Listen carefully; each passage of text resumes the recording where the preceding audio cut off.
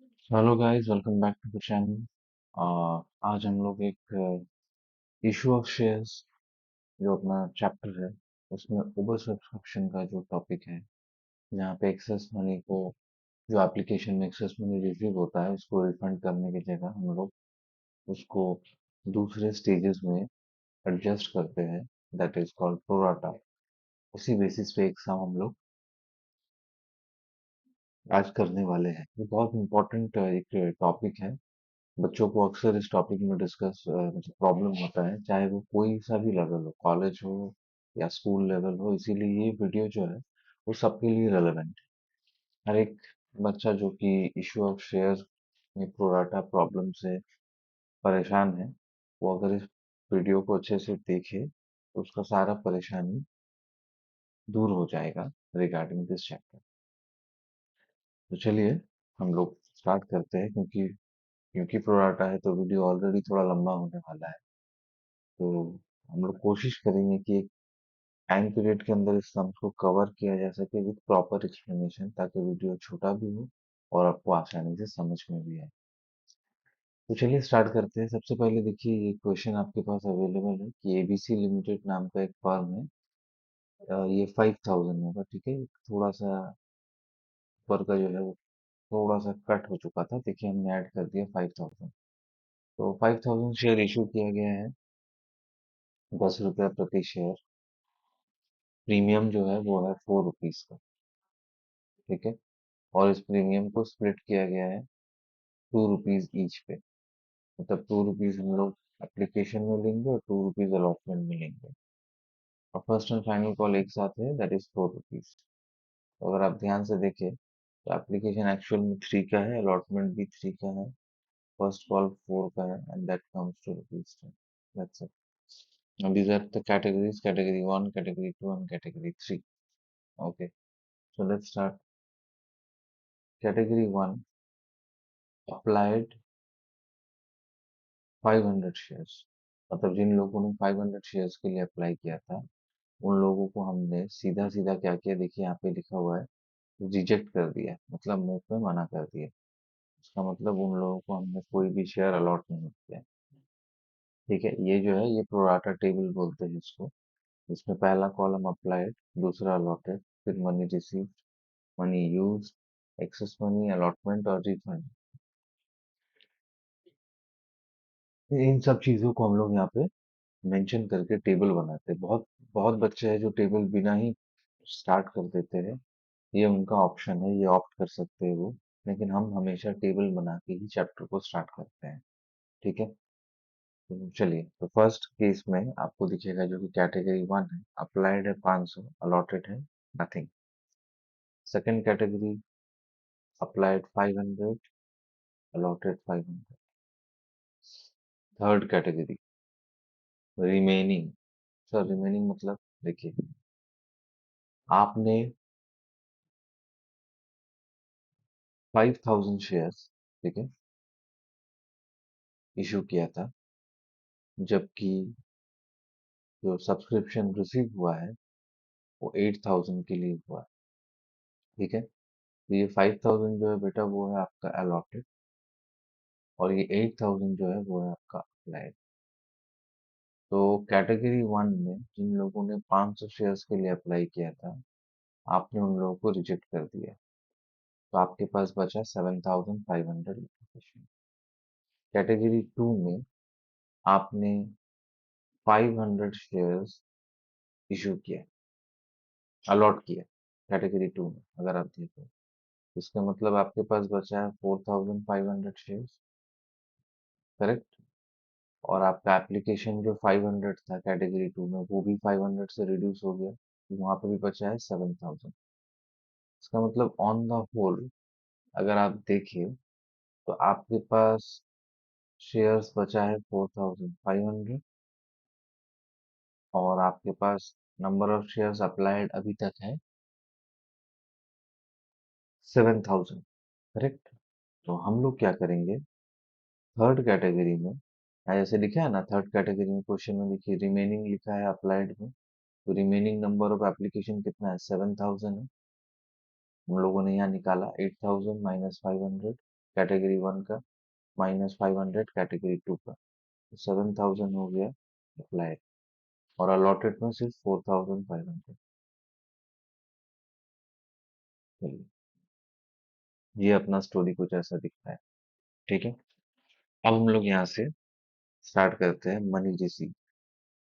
ठीक है, अपना जो थर्ड कॉलम है उसको फिलअप करना शुरू करते हैं। मनी रिसीव, बेटा मनी रिसीव्ड का फॉर्मूला होता है applied into application money. Application money 5 रुपए का है और अप्लाइड है 500। ठीक है, तो 500 into 5, 2500। Next same, 500 into 5, 2500। The last one, 7000 into 5, that is 35,000। Okay, now money used. यहाँ पे हम लोग फर्स्ट कैटेगरी में कुछ शेयर अप्लाइड। मनी यूज्ड में क्या फॉर्मूला है चेक करिए। मनी यूज्ड का फॉर्मूला है allotted into application money. Correct. तो फर्स्ट कैटेगरी में तो हमने कुछ अलॉट किया ही नहीं, तो यहाँ पे मनी यूज्ड कुछ भी नहीं है बेटा, कोई एक्सेस मनी भी नहीं है। एक्सेस मनी नहीं है तो अलॉटमेंट में यूटिलाइजेशन भी नहीं है एक्सेस मनी का, तो हम लोग पूरा पैसा को रिफंड कर देंगे, क्योंकि इन 500 शेयर्स के अगेंस्ट में हम लोगों ने कोई शेयर अलॉट ही नहीं किया। पूरा शेयर जो है वो रिफंड हो गया। अब आइए अब कैटेगरी टू में। कैटेगरी टू में आइए मनी यूज्ड पे।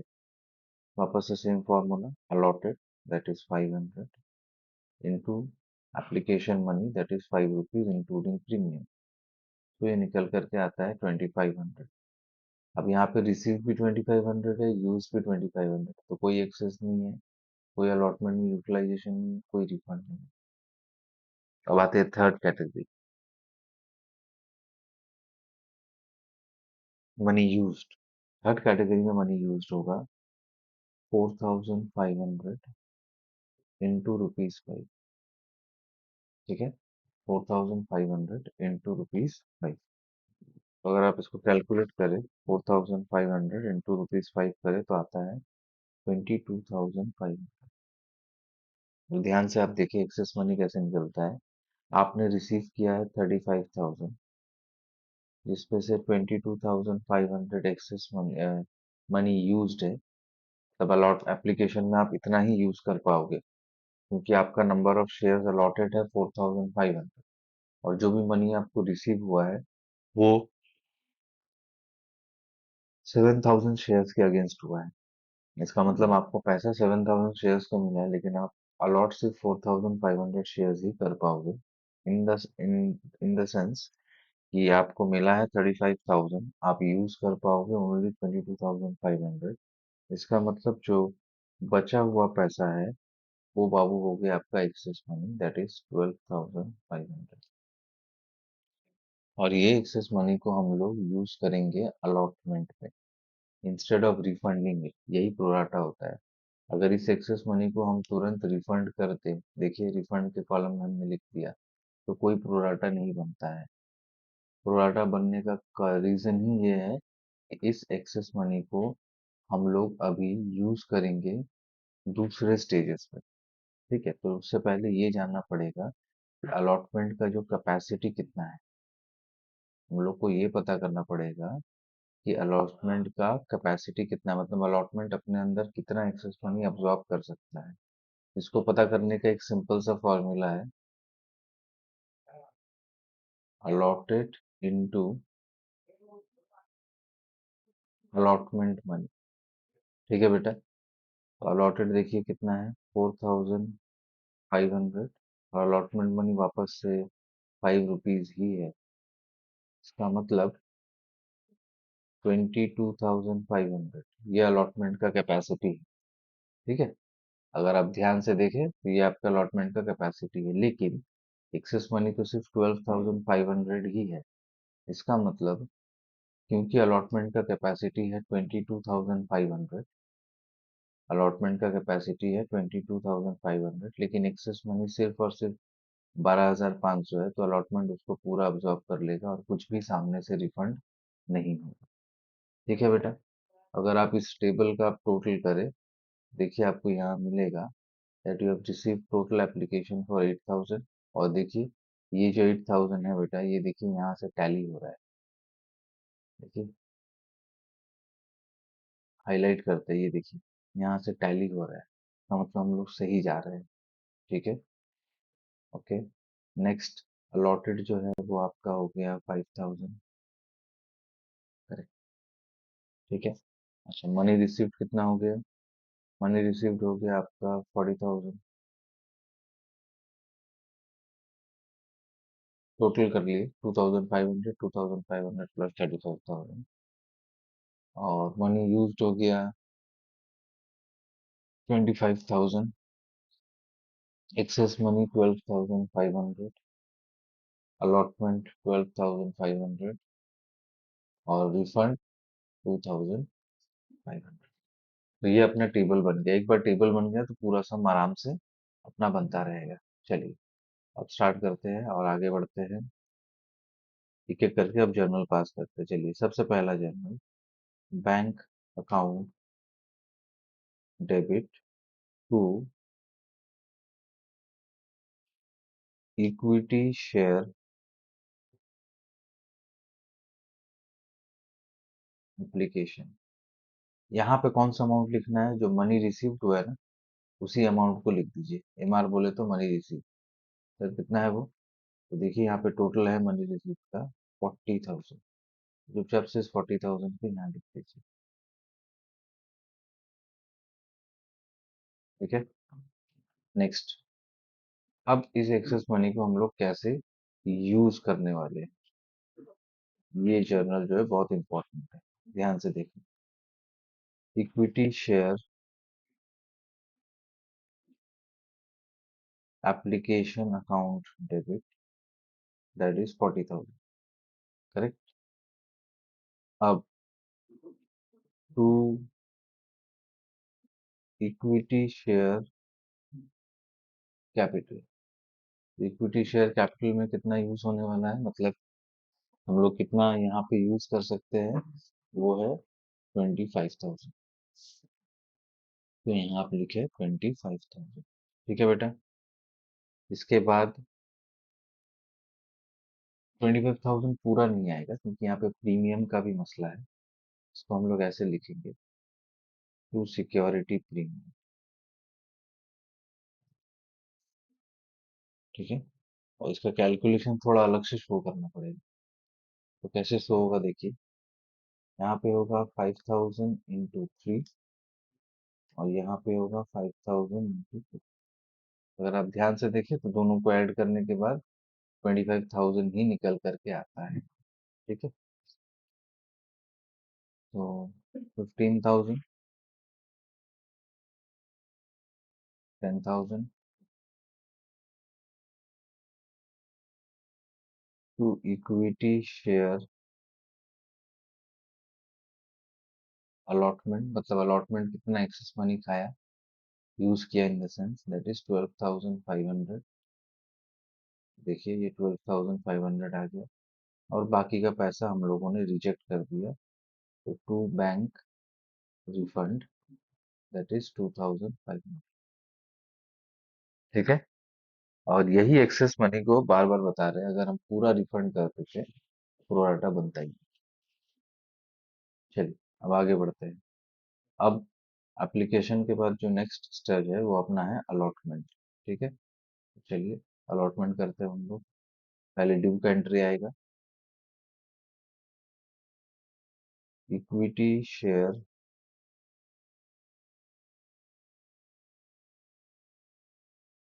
Allotment account debit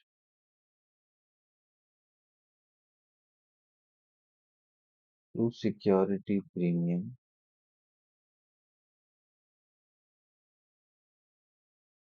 to equity share capital.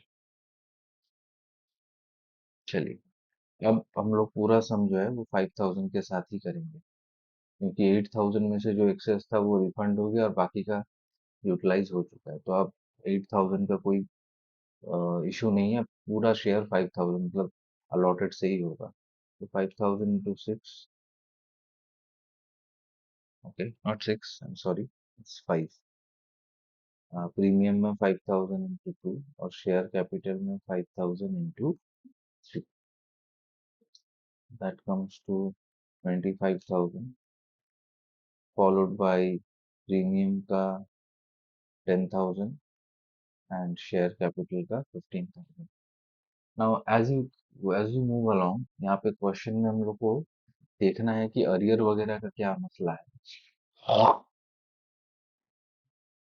तो क्वेश्चन में जब देखते हैं अरियर का, तो अपने को दिखता है कि यहाँ लिखा हुआ है कि मिस्टर एक्स एक शेयर होल्डर है जो थर्ड कैटेगरी से बिलोंग करता है, that is pro rata category, failed to pay allotment and call on 900 shares, and be careful, ये 900 शेयर उनको उसको अलॉट किया गया था, अप्लाइड नहीं है, अलॉटेड है।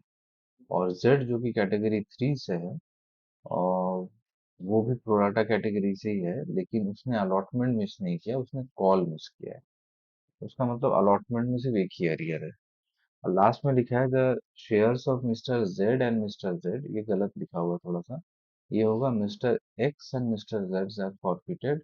और उसके बाद 1,000 shares were reissued to Mr. Y at ₹8 पर शेयर, और इस 1,000 को बाइफरकेट करेंगे तो इसमें मिस्टर एक्स का सारा शेयर है।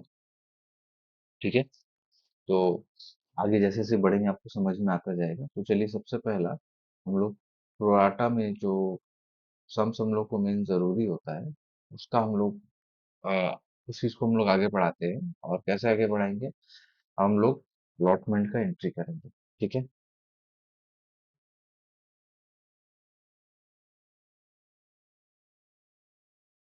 चलिए अब हम लोग यहाँ पे एंट्री करते हैं। तो एंट्री निकल करके आता है बैंक अकाउंट डेबिट, उसके बाद falls in arrear account debit to equity share allotment. तो अगर आप ध्यान से देखें, अलॉटमेंट में टोटल रिसीव होने वाला था 25,000, जबकि 12,500 अलॉटमेंट ऑलरेडी अपने अंदर अब्सॉर्ब कर चुका है। मतलब उसको ऑलरेडी 12,500 मिल चुका है, क्योंकि जो एक्सेस मनी आया था वो हमने अलॉटमेंट में यूटिलाइज कर दिया। तो ये निकल करके आएगा रेस्ट 12,500, और इसके पास लिखते हैं वर्किंग में। ठीक है, तो चलिए अब ध्यान से एक चीज देखते हैं, क्वेश्चन में क्या लिखा हुआ देखिए। मिस्टर एक्स कैटेगरी थ्री से है और अलॉटेड दिया हुआ है, दैट इज 900 शेयर। तो यहाँ पे working note one.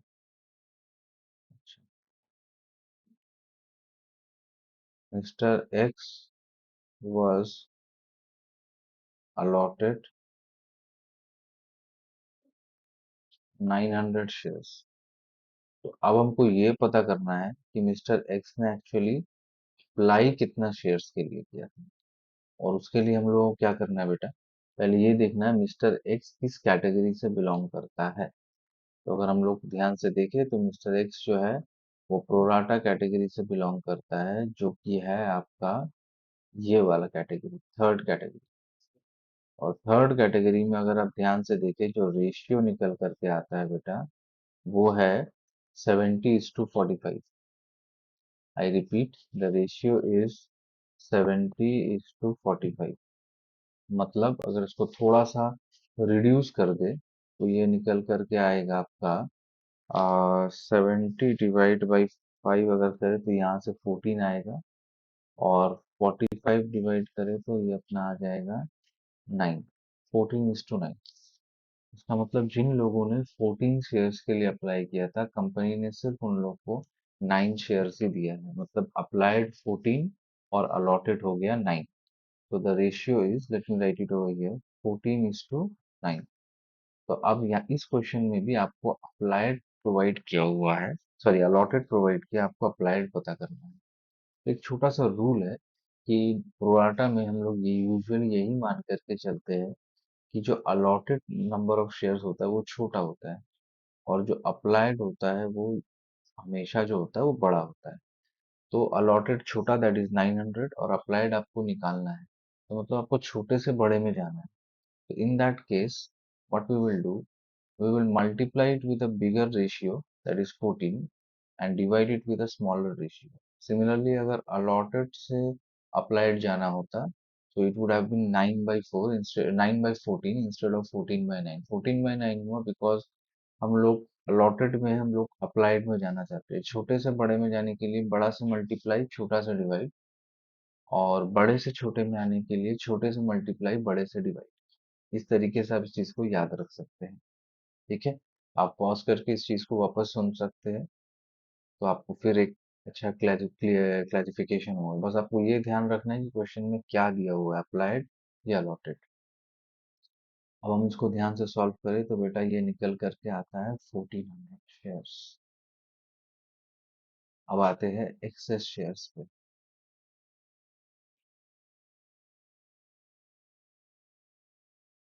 1400 minus 900, that is 500। Total 500 shares का पैसा ज्यादा मिस्टर एक्स का अपने पास रखा हुआ है। तो 500 शेयर्स को अगर हम लोग एप्लीकेशन मनी जो कि है 5 रुपीज, उससे मल्टीप्लाई करें, ठीक है, तो अपना जो एक्सेस मनी है वो निकल करके आता है 2500। ये अपना हो गया एक्सेस मनी। हो गया, एक्सेस मनी निकल गया। अब निकालते हैं एक्चुअल अरियर। तो the number of shares which has been allotted is 900, तो अपने को 900 से ही काम करना है। 900 into 5 is the total amount of arrear in allotment, correct. लेकिन ऑलरेडी इस बंदे के नाम पे, मतलब मिस्टर एक्स के नाम पे 2500 रुपया एक्सेस अपने पास रखा हुआ है। तब एक्चुअल अरियर जो है बेटा वो है 4500। लेकिन इस बंदे के नाम पे already some amount has been kept, that is 2500 has is been there for in the form of excess money। तो उस एक्सेस मनी को अगर यहाँ से माइनस करें, इसका जो अरियर है वो घट करके 2000 हो जाता है, करेक्ट। 45 minus 25, that is 2000। तो यहाँ पे हम लोग कॉल सिनेरियर में लिखेंगे 2000, करेक्ट। और ये आएगा आपका 10,500। तो यही कैलकुलेशन आपको गो थ्रू करना है।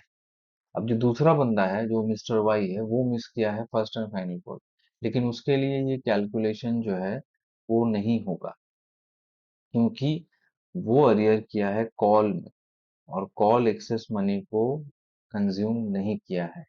जिस भी स्टेज ने एक्सेस मनी को अपने अंदर कंज्यूम मतलब यूटिलाइज किया है, उसी को ये प्रोराटा वाला कैलकुलेशन गो थ्रू करना पड़ेगा अरियर के कैलकुलेशन के वक्त।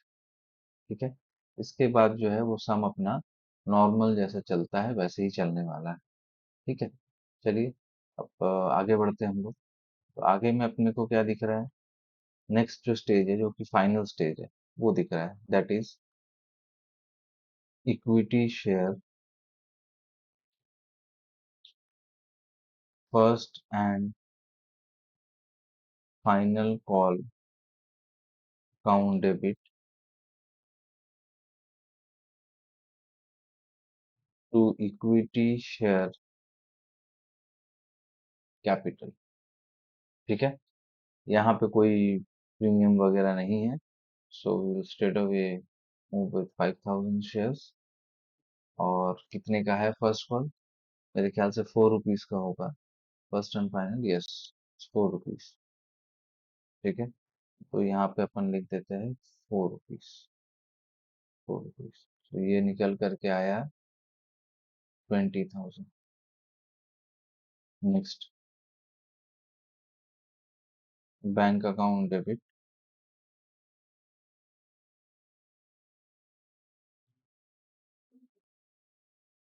Calls in arrear account debit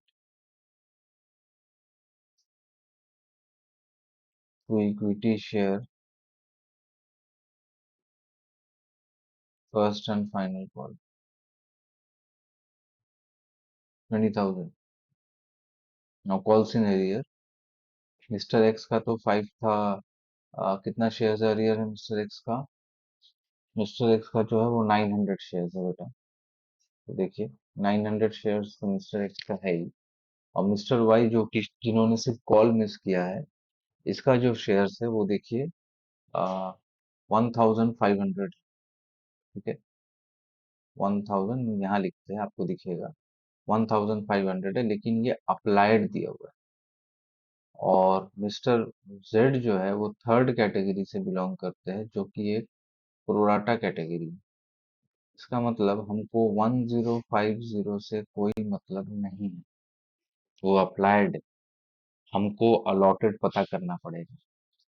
similarly अगर मान लीजिए यही लिखा रहता कि मिस्टर जेड जो है वो कैटेगरी 2 से बिलोंग करते हैं, जो प्रोराटा कैटेगरी नहीं है, इन दैट केस अगर अप्लाइड भी दिया रहता कोई दिक्कत नहीं है, अलॉटेड भी दिया रहता तो कोई दिक्कत नहीं, बिकॉज जो जो स्लैब मतलब जो कैटेगरी प्रोराटा वाला नहीं होता है, आई रिपीट, जो भी कैटेगरी प्रोराटा वाला नहीं होता है, उसमें अप्लाइड और अलॉटेड दोनों सेम होता है।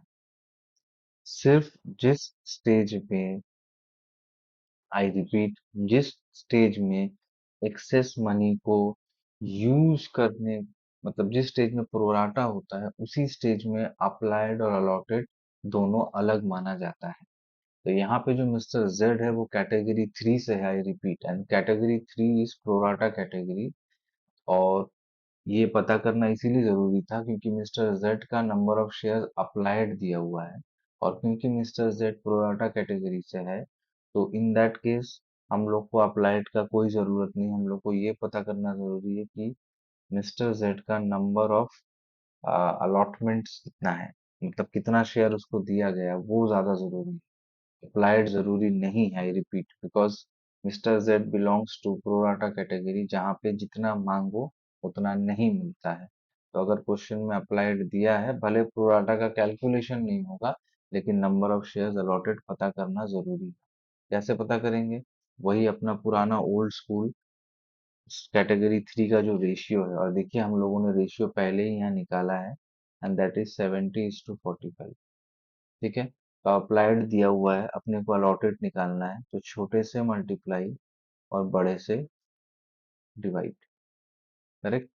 Instead of 45/70 you can write 9/14 also, reduce करके भी लिख सकते हैं, वो आपके ऊपर है। सो 1050 इंटू 45 डिवाइड 70, अगर हम लोग करते हैं तो निकल करके आता है 675। ठीक है बेटा, ये निकल करके आता है 675 शेयर्स।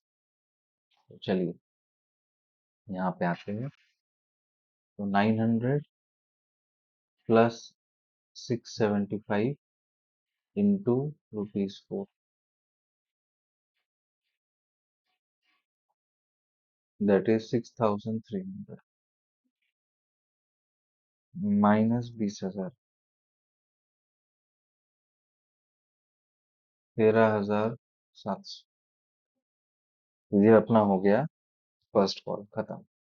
क्वेश्चन में लिखा हुआ है कि सारे शेयर्स को हम लोग फॉरफिट करेंगे। ठीक है, तो आइए बेटा फॉरफिट कर लेते हैं। तो फॉरफिट करने के लिए जर्नल क्या है?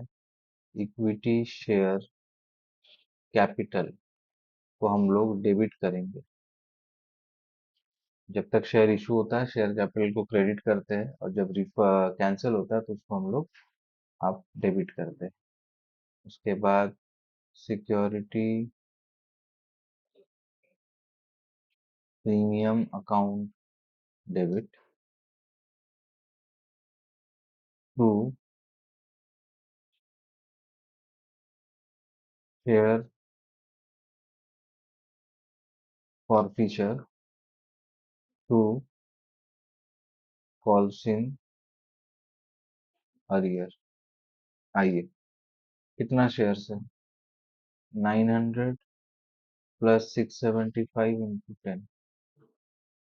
अच्छा, तो ये हो गया आपका 900 प्लस 675 इंटू 10, दैट इज 1560। 6750। अब आते हैं सिक्योरिटी प्रीमियम। प्रीमियम तो बेटा सिर्फ अलॉटमेंट में था और एप्लीकेशन में। एप्लीकेशन में तो अरियर होता नहीं, अलॉटमेंट में अरियर हुआ है, इसीलिए प्रीमियम को यहाँ हम लोग डेबिट किए हैं। और अलॉटमेंट में टोटल 900 शेयर्स, तो इट विल बी 900 इंटू 2। ठीक है। याद रखिए, सम में प्रीमियम होने पे प्रोराटा, सम में प्रीमियम होने पे फॉरफीचर के वक्त प्रीमियम नहीं आता। मेन मैटर ये करता है कि प्रीमियम जिस स्टेज पे है वहां पे अरियर होना चाहिए। अलॉटमेंट में प्रीमियम था, वहां अरियर हुआ, इसलिए यहाँ प्रीमियम आया। ठीक है। चलिए, अब हम लोग निकालते हैं शेयर फॉरफीचर। तो शेयर फॉरफीचर कैसे निकलेगा? पहला जो बंदा है उसके पास 900 शेयर्स है और उसने सिर्फ एप्लीकेशन ही पे किया है। ठीक है, दैट इज फॉर 900 शेयर। और एप्लीकेशन कितने का है? 3 रुपीज। सर एप्लीकेशन तो 5 है। हाँ, 2 रुपए का प्रीमियम है, शेयर फॉरफीचर में प्रीमियम नहीं लिया जाता। ठीक है। अच्छा, दूसरा बंदा 675 शेयर्स, उसने क्या पे किया? सर उसने एप्लीकेशन पे किया, अलॉटमेंट पे किया। सर एप्लीकेशन 3, अलॉटमेंट 3, प्रीमियम को निकाल दो तो 3, तो 3 कम्स टू 6, प्लस जो एक्सेस मनी है। ठीक है, and that is excess money is 2500। ठीक है बेटा, होपफुली आपको समझ में आया है। कॉल सिनेरियो निकालते हैं। देखिए, कॉल सिनेरियो ये बोलता है कि कितना नहीं मिला। पहला बंदा मिस्टर एक्स, 900 शेयर, किस किस स्टेज का पैसा नहीं दिया? अलॉटमेंट नहीं दिया जो कि था 5 रुपीज का, और फर्स्ट कॉल नहीं दिया, फर्स्ट एंड फाइनल जो कि था 4 रुपीज का। 5 और 4 कम्स टू 9। करेक्ट। वापस से 675। दूसरा बंदा जो था वो सिर्फ फर्स्ट एंड फाइनल कॉल नहीं दिया, जो कि है आपका 4 रुपीज का। हो गया, माइनस एक्सेस मनी 2500।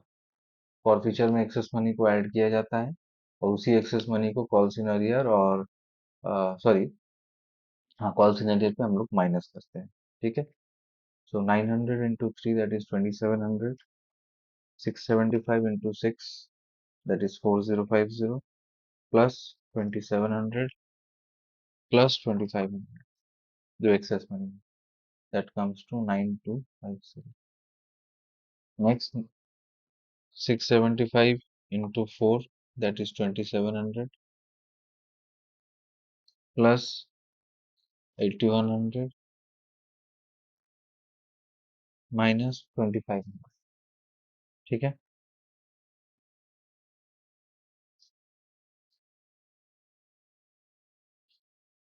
तो ये निकल करके आएगा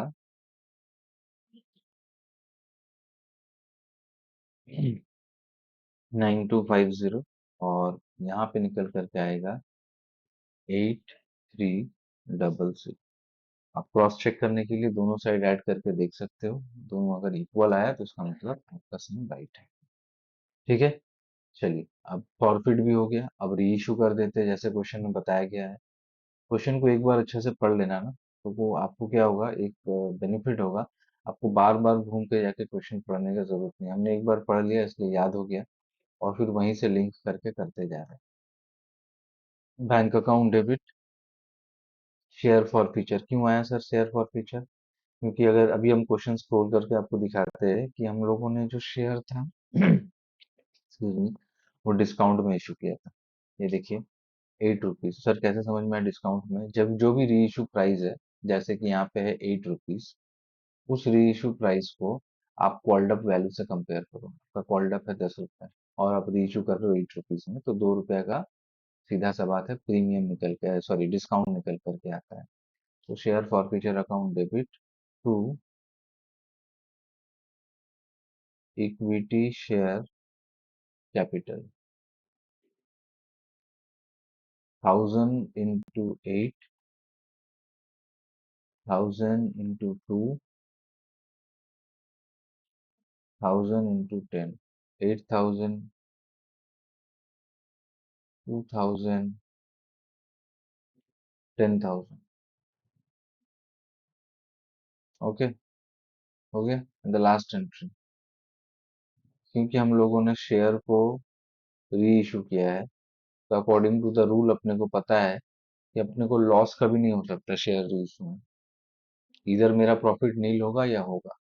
तो यहाँ पे चेक करते हैं कि प्रॉफिट हुआ है या नील है। तो उसके लिए जर्नल क्या है?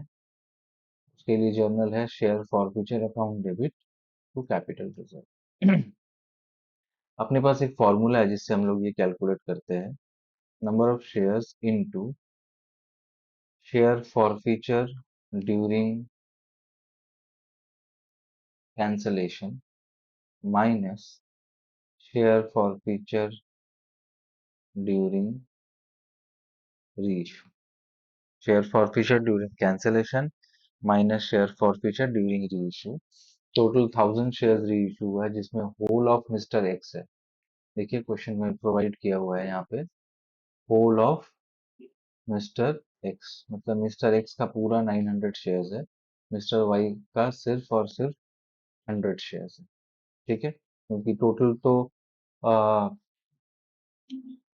दो कैटेगरी में आएगा ना। पहले 900 शेयर्स, तो 900 के शेयर्स के लिए शेयर फॉरफीचर ड्यूरिंग कैंसलेशन। ध्यान से देखिए, यहाँ पे हम हाईलाइट करते जाएंगे तो आपको दिखेगा। देखिए बाबू, तो शेयर फॉरफीचर ड्यूरिंग कैंसलेशन है, देखिए यहाँ पे कितना है, 3 रुपीज है 900 शेयर्स के लिए। ठीक है, और शेयर फॉरफीचर ड्यूरिंग री इशू है 2 रुपीज। ठीक है, तो आइए चलिए वापस कैलकुलेशन में। तो शेयर फॉरफीचर ड्यूरिंग कैंसलेशन हो गया 3 रुपीज, शेयर फॉरफीचर ड्यूरिंग री इशू हो गया 2 रुपीज, और एक्सेस मनी जो कि है 2500 शेयर्स, पूरा यहाँ पे आ जाएगा। नेक्स्ट क्या है बाबू? नेक्स्ट हो गया मिस्टर वाई का, टोटल 675 शेयर्स, बट हम लोग 100 ही लेंगे। ठीक है, तो यहाँ पे वापस से आपको हाईलाइट करके दिखाते हैं, ध्यान से देखिए। इसमें शेयर फॉर फ्यूचर है 6 रुपीज, और वापस से 2 रुपीज जो है वो कैंसिलेशन पे री इशू के वक्त। तो आइए,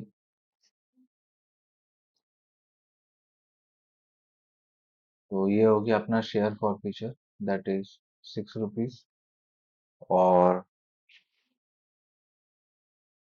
री इशू के वक्त 2 रुपए का डिस्काउंट था, तो यहाँ पे 2 रुपए आ गए। यहाँ पे कोई एक्सेस मनी नहीं है, क्योंकि ये सेकंड कैटेगरी वाला इंसान है जो उन्हें एक्सेस मनी, मतलब ये मिस्टर वाई है, मिस्टर वाई ने तो एक्सेस मनी यूज ही नहीं किया, क्योंकि उसने तो कॉल्स में अरियर किया है।